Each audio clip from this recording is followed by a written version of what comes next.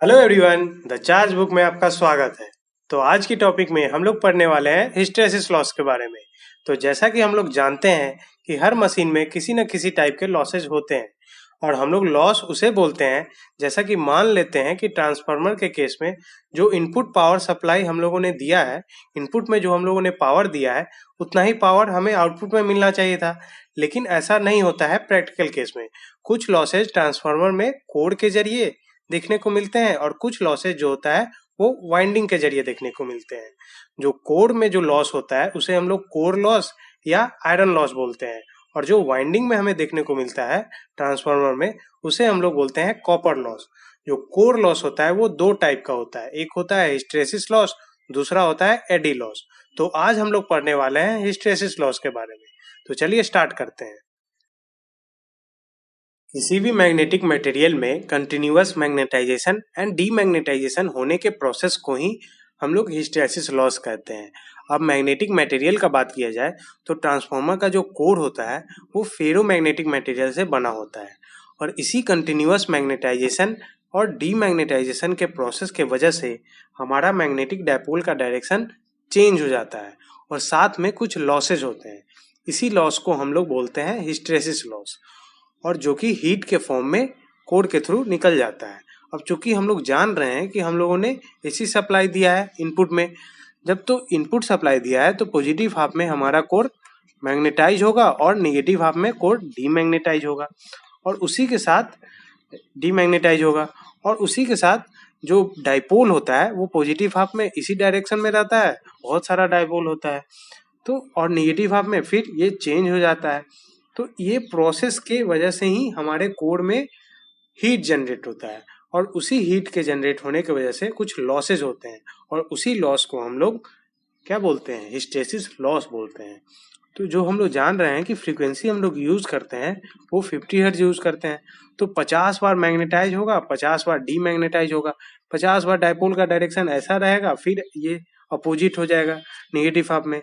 तो इसी प्रोसेस की वजह से कुछ लॉस होता है, उसी को हम लोग हिस्टैरिसीस लॉस बोलते हैं। अब हिस्टैरिसीस लॉस को समझने के लिए और कैलकुलेट करने के लिए हम लोग बीएच कर्व का यूज करते हैं। तो चलिए समझते हैं कि बीएच कर्व क्या होता है। यहाँ भी वही सब चीज दिया हुआ है जो हम लोग यूज कर रहे हैं, फेरोमैग्नेटिक कोर यूज करते हैं।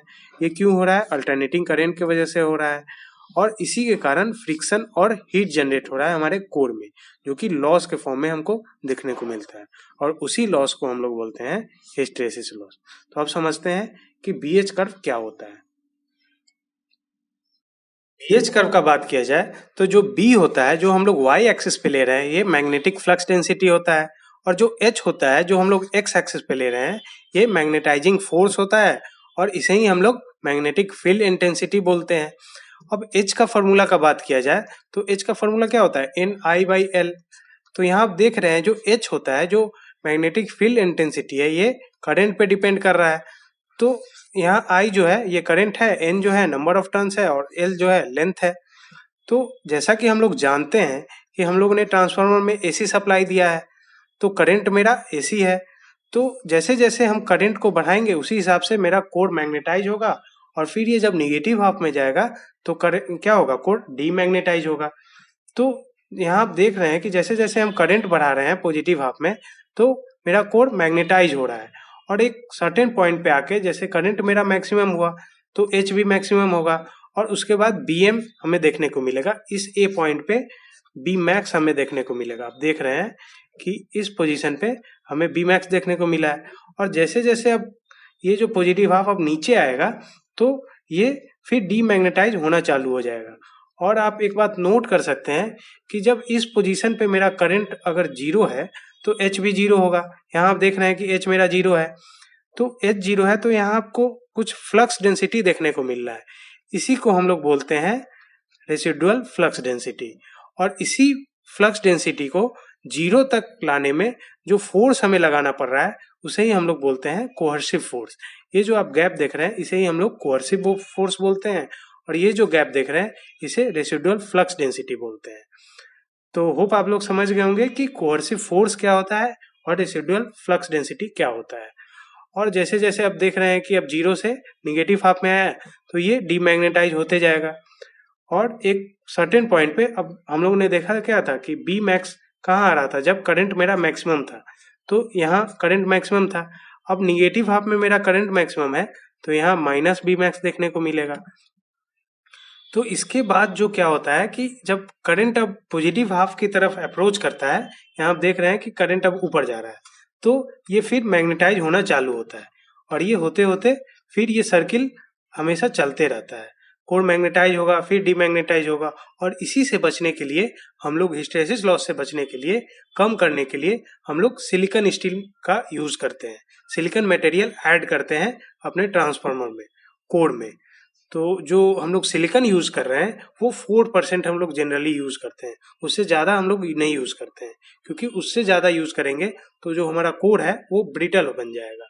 तो होप आप लोग समझ गए होंगे कि बीएच कर्व क्या होता है और हिस्टैरिसीस लॉस क्या होता है, और इसके अब कैसे निकालते हैं हिस्टैरिसीस लॉस। अगर इसका एरिया, हमको बीएच कर्व का एरिया पता चल जाए तो हम लोग इजिली फाइंड कर सकते हैं। एक फॉर्मूला होता है एरिया इंटू फ्रीक्वेंसी। अगर बीएच कर्व का हमें एरिया पता चल जाए, इसका एरिया पता चल जाए, और हम फ्रीक्वेंसी से इसे मल्टीप्लाई कर देते हैं, तो हिस्टैरिसीस लॉस हम लोग इजिली फाइंड कर सकते हैं। और एक और फार्मूला होता है जिससे हम लोग हिस्टैरिसीस लॉस इजिली फाइंड कर सकते हैं। एक होता है KH F B मैक्स। जो F होता है वो फ्रीक्वेंसी होता है, ये कांस्टेंट होता है, और जो B है मैक्सिमम फ्लक्स डेंसिटी होता है। जो X है ये कोफिशिएंट होता है।